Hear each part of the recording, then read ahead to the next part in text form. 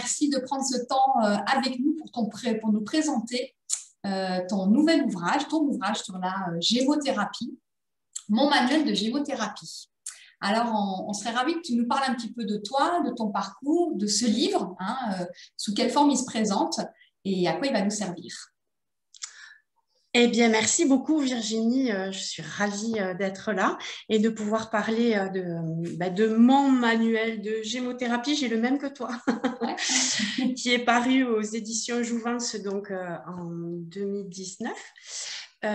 C'est un livre qui synthétise en fait mes connaissances professionnelles, personnelles et tout ce que j'ai pu apprendre dans mon parcours de formation sur l'utilisation donc des bourgeons et des jeunes pousses de plantes et d'arbres pour la santé.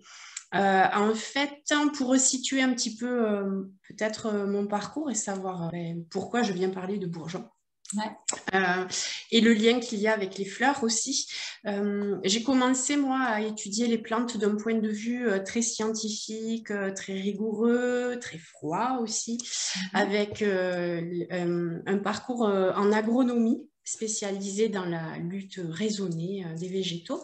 Okay. Et en fait, c'est quelques années plus tard, en changeant de lieu de vie, où je me suis rapprochée de la nature sauvage, où j'ai eu envie d'en savoir plus sur cet univers de flore sauvage qui était partout autour de moi et de comprendre et de savoir les utiliser. Sauf que c'était compliqué, je ne trouvais pas grand-chose qui soit mis à disposition pour les gens qui commencent.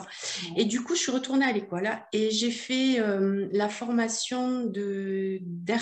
ne peut plus dire herboristerie, aujourd'hui le terme c'est d'herbalisme. Herbaliste, ouais. Voilà, donc j'ai suivi ce parcours-là et en découvrant l'étendue et les possibilités des soins avec les plantes médicinales, je suis allée en premier lieu visiter, j'ai senti de suite mon besoin d'en savoir plus sur ce qui correspondait à l'être humain dans sa globalité, donc les fleurs de Bach, ouais. Et j'ai suivi l'enseignement du centre Bach. Et il y avait ce petit indice que nous a laissé le docteur Bach parmi les élixirs floraux, ce fameux bourgeon, Chestnut Bud, que j'arrivais pas à retenir d'ailleurs. Et il a attiré mon attention, ce petit bourgeon.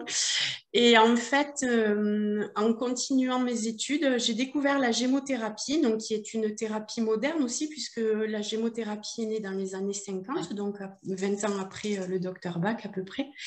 Et là, j'ai suivi un enseignement sur la gémothérapie et j'ai dit bingo. Enfin, c'était quelque chose qui me parlait énormément parce que elle permet de travailler en profondeur sur le terrain de la personne. On fait vraiment un gros travail de nettoyage des organismes, de consolidation. Et j'aime bien cette idée de venir à l'origine du problème, toujours.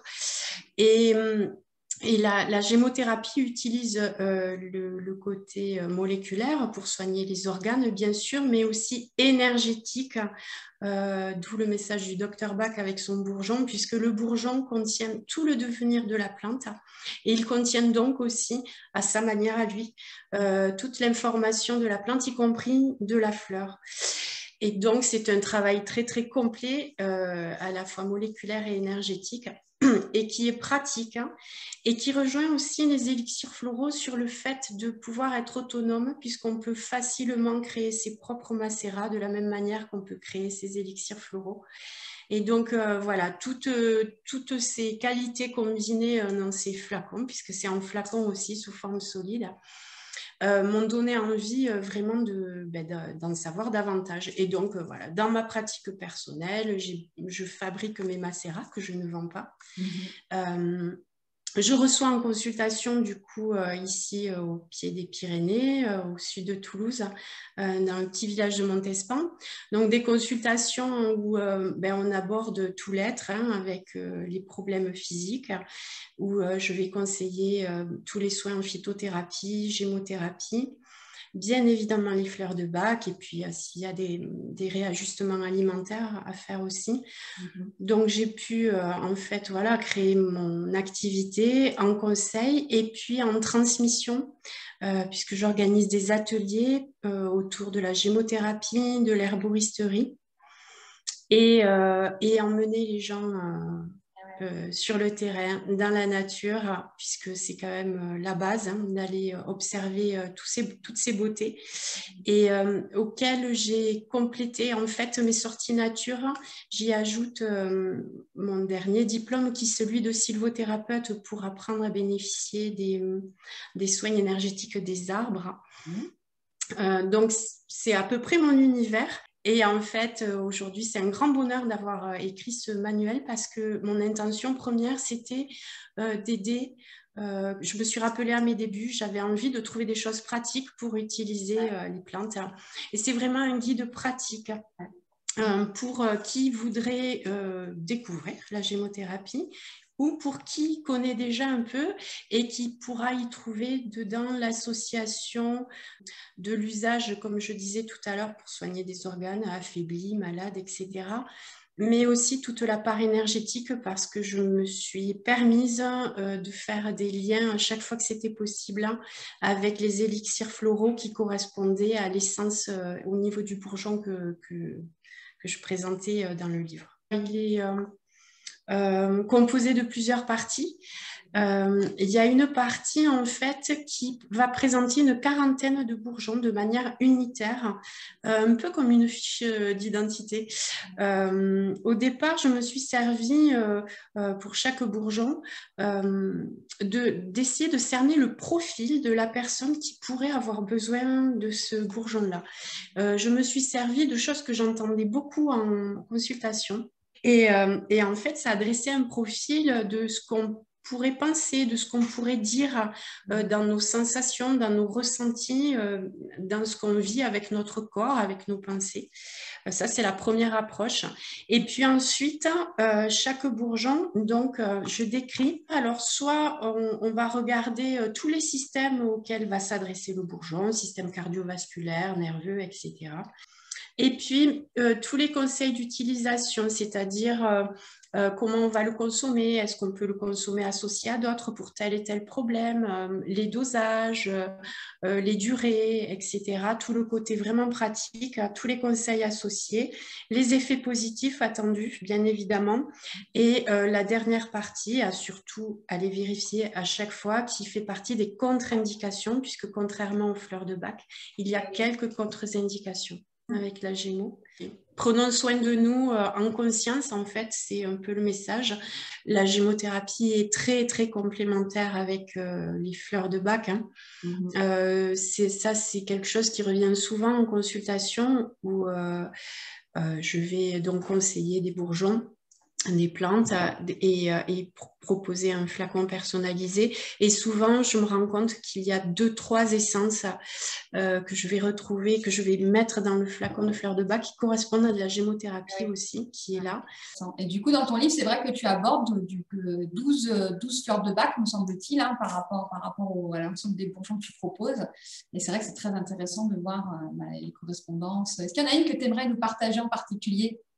Un bourgeon oui, moi, le noyer, parce que je pense qu'il s'adresse à tous, finalement. Il a ce côté protecteur qui est rassurant, et qui, en même temps d'être rassurant, nous permet de nous renforcer pour faire face au changement. Donc, le bourgeon de noyer, c'est un bourgeon qui régénère la flore intestinale. Et du coup, c'est aussi un clin d'œil au docteur Bach, qui avait très vite compris que la flore intestinale était très importante pour le capital santé. Là, on part de la base, on part de l'intestin, hein, le centre. Et finalement, je trouve que l'association de la gémothérapie avec le noyer et walnut fonctionne vraiment à merveille sur des moments où on sent qu'on est un peu débordé, que ça change, qu'il faut s'adapter. Prendre les deux en même temps, c'est vraiment faire attention à soi et faire en sorte que, comme justement on doit faire beaucoup d'efforts pour s'adapter, ça ne va pas nous jouer des tours. C'est souvent ce qui se passe, on se fatigue, et du coup après c'est l'immunité qui baisse, et hop, on va déclencher des petits bobos à tort et à travers, qui du coup vont nous empêcher de bien récupérer. Donc là, c'est vraiment mettre toutes les chances de son côté avec le noyer, ouais.